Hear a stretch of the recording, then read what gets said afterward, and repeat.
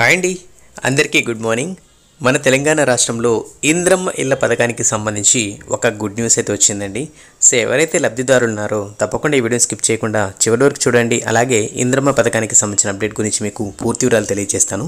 అలాగే ఎవరైతే వీడియోని చూస్తున్నారో తప్పకుండా లైక్ చేసి మన ఛానల్ని ఇలాంటి వీడియోస్ కోసం సబ్స్క్రైబ్ అయితే చేసుకోండి. ఇంకా మనం అప్డేట్ అయితే చూద్దాం.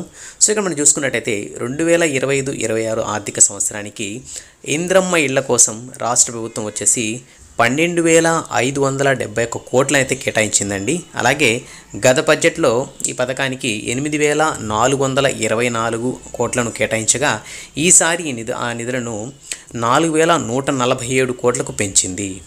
ఏటా నియోజకవర్గానికి 3,500 ఇళ్ల చొప్పున రాష్ట్రంలో గరిష్టంగా 4.50 లక్షల ఇళ్లను అందిస్తామని చెప్పేసి కూడా ప్రభుత్వం అయితే ప్రకటించిందండి. అంతేకాకుండా ఒక్కొక్క ఇంటికి 5 లక్షల చొప్పున కేటాయిస్తుంది.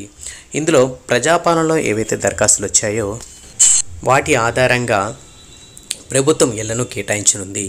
ఇప్పటి వరకు రాష్ట్రంలో 80.54 లక్షల దరఖాస్తులు రాగా అధికారులు వాటిని ఇంద్రమ్మ ఇళ్ల ద్వారా సర్వే జరిపి L1, L2, L3 కేటగిరీగా విభాగాలుగా వర్గీకరించారు. సో ప్రస్తుతానికి మనకు L1 కేటగిరీ కింద అర్హులను గుర్తించి జనవరి 25న పత్రాలు అయితే అందజేశారండి. మనకు త్వరలో L2 కేటగిరీ అయితే మొదలు పెడతారు, అంటే మనకు రెండో విడత కూడా స్టార్ట్ అవుతుంది.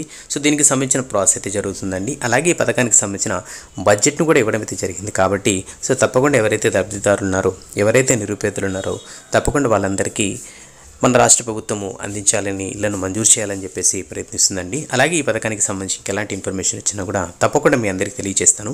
ఈ వీడియోని లైక్ చేసి మన ఛానల్ని సబ్స్క్రైబ్ చేసుకోండి. నెక్స్ట్ వీడియోలో మళ్ళీ కలుద్దాం. అంతవరకు కీప్ స్మైలింగ్.